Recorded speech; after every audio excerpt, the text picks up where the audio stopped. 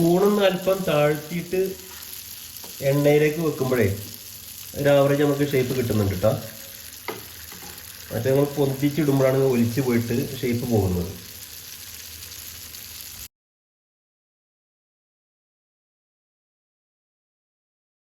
ഇതെന്തെന്ന് എല്ലാവർക്കും അറിയാലല്ലേ, ഇതാണ് ഇന്ത്യൻ കാപ്പിപ്പരയുടെ ഇഡലി ദോശ മാവ്. നമ്മൾ ഇതിട്ട് ഇഡലി ദോശ ഉണ്ടാക്കണ്ട, ഒരു വെറൈറ്റി സാധനം പരീക്ഷിച്ച് നോക്കാം. വാ, ഇത് ബാറ്റർ എടുത്തിട്ടുണ്ട്. ഇത് കുറച്ച് കട്ടിയുണ്ട്. അപ്പോൾ അതിലേക്ക് നമ്മൾ കുറച്ച് വെള്ളം ഒഴിച്ചിട്ട് കുറച്ച് ലൂസ് ആക്കിയിട്ട് ദോശയ്ക്ക് വേണ്ട അളവിൽ നമ്മളിത് ലൂസാക്കി എടുക്കുക കേട്ടോ. നമ്മളിതപ്പോൾ വെള്ളം ഒഴിച്ചിട്ട് ഒരു ദോശക്കുള്ള കൺസിസ്റ്റൻസിയിൽ ആക്കിയിട്ടുണ്ട് കേട്ടോ. നമ്മൾ കലക്കിയിട്ട് ഒരു തുള്ളി പെർമിറ്റഡ് ഫുഡ് കളർ ചേർക്കുന്നുണ്ടേ. ഇത് നിർബന്ധമില്ല, പക്ഷേ ഇത് എന്താ സംഭവം എന്നറിയോ? നമ്മൾ ഉണ്ടാക്കാൻ പോണത് നമ്മുടെ ആ നൊസ്റ്റാൾജിയുള്ള തേനിലാവ് കേട്ടോ. തേനിലാവ് ഉണ്ടാക്കി വെക്കണത്. അപ്പോൾ കളർ നിർബന്ധമൊന്നുമില്ല, പക്ഷെ ആ പഴയ രീതിയിൽ തന്നെ ഉണ്ടാക്കാൻ വേണ്ടിയിട്ട് നമ്മൾ ആ കളർ തന്നെ കൊടുക്കുകയാണേ. ഇതിൽ അപ്പക്കാരിടാറുണ്ട് അത്, പക്ഷേ ഇത് ഓൾറെഡി ഈ മാവിൽ അത് എഴുതിയിട്ടില്ല, അവർ ഇൻഗ്രീഡിയൻസിൽ എഴുതിയിട്ടില്ല. പക്ഷെ ഇതിൽ ഉണ്ടായിരിക്കും വിചാരിക്കണം, അതുകൊണ്ട് ഞാൻ അപ്പക്കാരൻ ഇടുന്നില്ല കേട്ടോ. ഇതിൽ ഇല്ലെങ്കിൽ നമ്മൾ അപ്പക്കാരിടണം. നമ്മൾ നന്നായിട്ട് കലക്കി വെച്ചിട്ടുണ്ടേ. ഇനി നമ്മൾ ഇത് കുറച്ച് നേരം വെയിറ്റ് ചെയ്ത് വെക്കുക. അപ്പോഴേക്ക് നമുക്ക് ഷുഗർ സിറപ്പ് ഉണ്ടാക്കി വെക്കാം. നമ്മൾ അരക്കപ്പ് പഞ്ചസാര എടുത്തിട്ടുണ്ട്, അതിലേക്ക് അരക്കപ്പ് വെള്ളം ഒഴിച്ചിട്ട് ഷുഗർ സിറപ്പ് ഉണ്ടാക്കി എടുക്കണം കേട്ടോ. ഷുഗർക്ക് മെൽറ്റായി വന്നിട്ടുണ്ട്.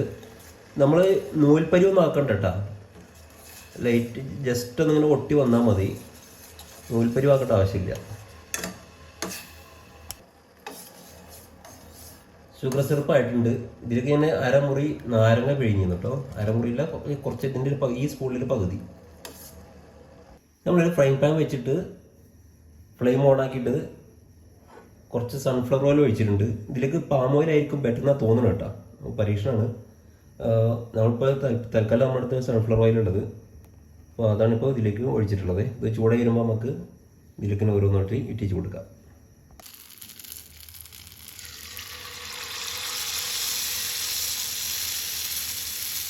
നമ്മളിത് കുറേശ്ശെ ഇതിലേക്ക് ഇട്ടിടുകയാണേ.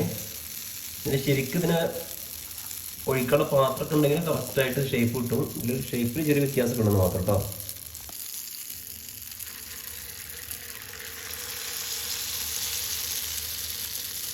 നമ്മൾ നേരെ എടുത്തിട്ട് ഷുഗർ സിറപ്പ് ഇടുക കേട്ടോ, വേറെ ഒന്നുമില്ല, നേരെ സിറപ്പ് ഇടുക.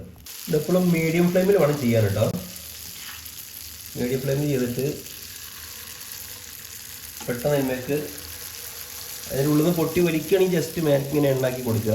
എന്നിട്ട് നേരെ എടുത്തിട്ട് ഷുഗർ സിറപ്പിലേക്ക് ഇടുക.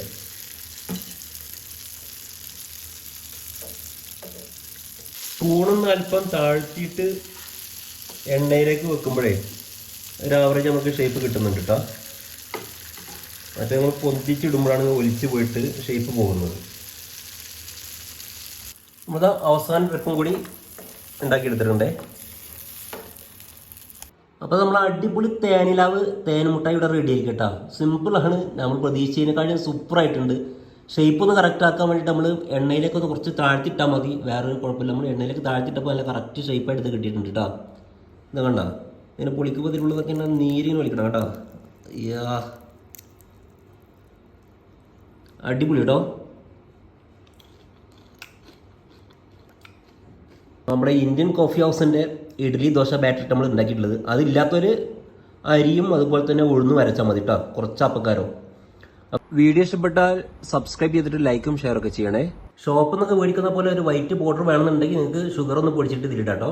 അപ്പോൾ നമ്മുടെ ഫ്രണ്ട് എപ്പോഴും പറയുന്നത് ഇവിടെ നാട്ടിലൊക്കെ ഇതിനാകെ കുറച്ച് പൈസ ഉള്ളൂ, ഇവിടെ ഭയങ്കര റേറ്റാണ്, അപ്പോൾ ഒന്ന് ഉണ്ടാക്കണമെന്ന്. അത് ഉണ്ടാക്കി കൊടുത്താണ്. അപ്പോൾ കുക്ക് മൈൻഡ്ഫുള്ളി, മനസ്സാണ് കൈപുണ്യം. ബായ്.